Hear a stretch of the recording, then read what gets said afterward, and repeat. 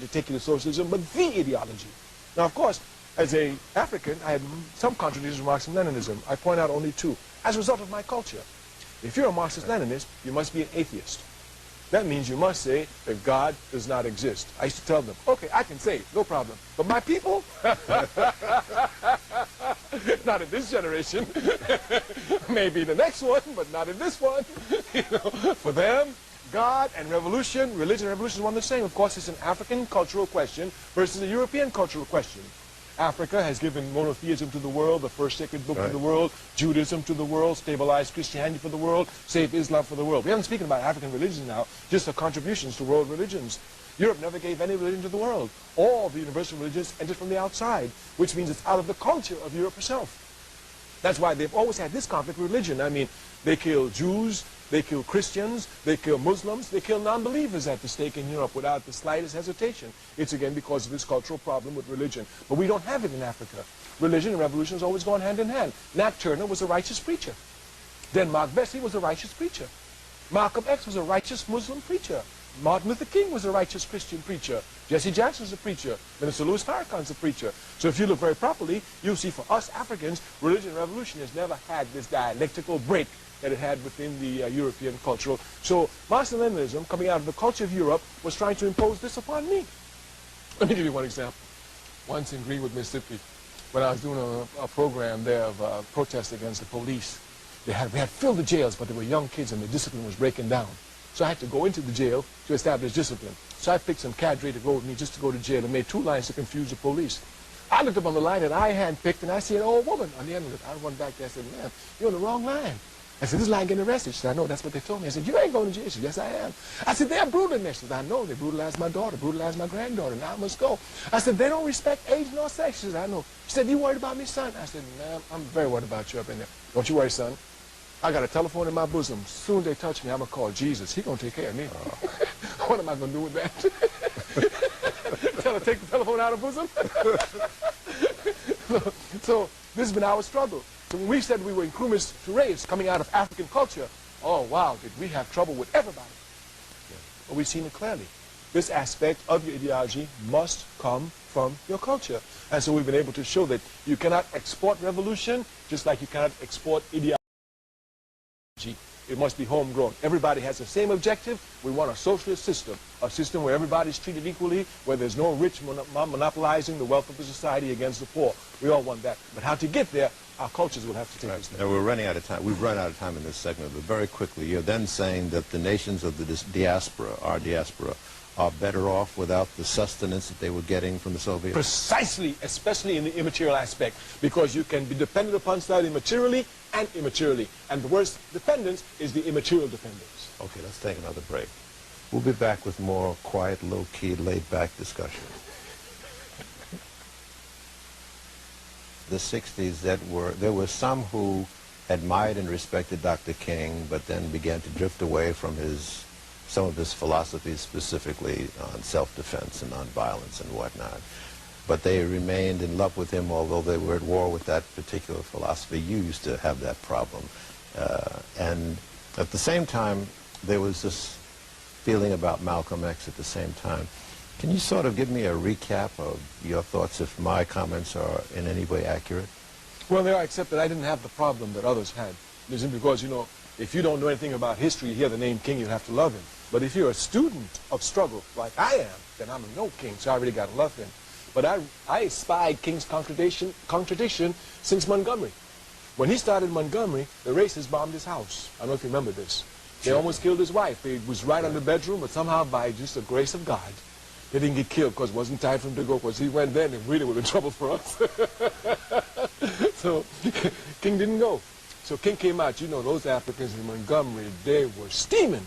Understand? Yeah. And they had meeting and insisted they take a gun and keep a gun in the house. He refused. He said, no, I'm not violent. It's my principle. I'll not take the gun. You know, and they went off. They fought. He refused. They told him, okay, you can refuse to keep the gun in your house, but we're going to put some bodyguards around your house. He tried to refuse that. They told him, no, you ain't going that far with us. And they put bodyguards around his house, and he had to give in to that. So since then, I knew that he recognized there was a contradiction between him and his community on the question of nonviolence.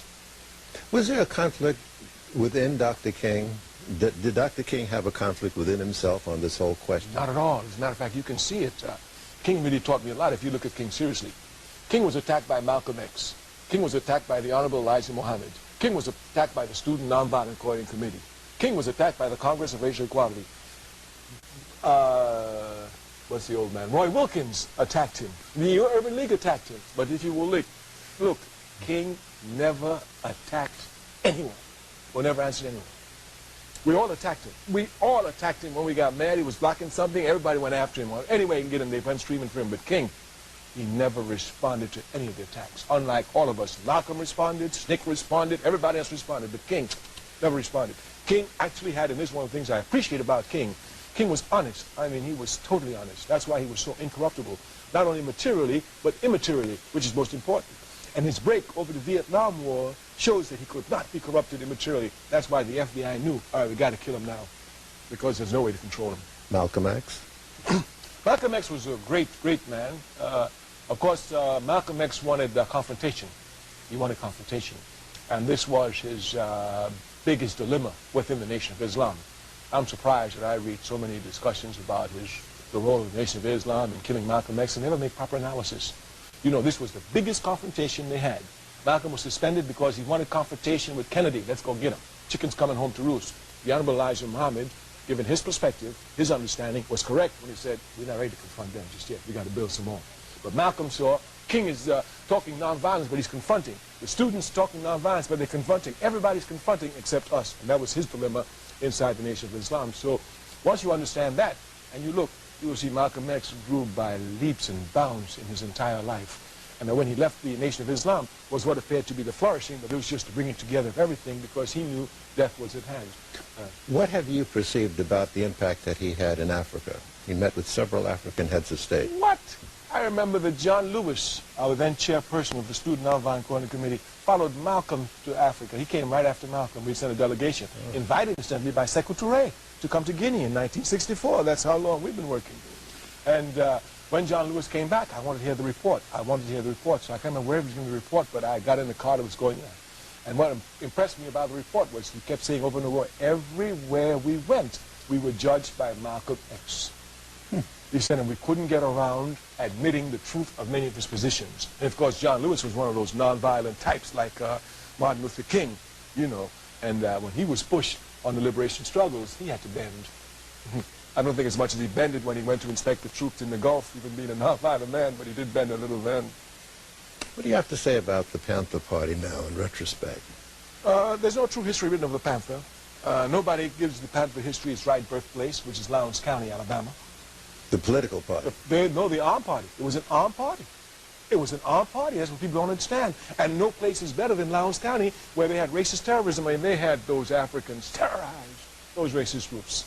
I thought the Panther Party was formed out of the disappointment of the Democratic National Convention in Atlantic City. Yes, and we came to form it, but it was an armed party for self-defense. Because in Lowndes County, when we entered Lowndes County, our SNCC team, in 1965, there wasn't one registered African voter in Lowndes County. And the county was 87% African. So you can imagine terrorism there. And that was just in between Selma and Montgomery. King had a movement in Montgomery since 1956. And it's the borders of Lowndes County. He didn't touch it. We in SNCC had a Selma project since 1962, rough project. He didn't touch Lowndes County. Matter of fact, people tell you all the time, when they chip through Lowndes County, they chip through. He said, no, we're going to break this one open. So the only way we could break it open was with guns. No other way. The terrorists let us know even before we entered the county. They killed Viola Louisa, and they Louisa, and they just made it clear.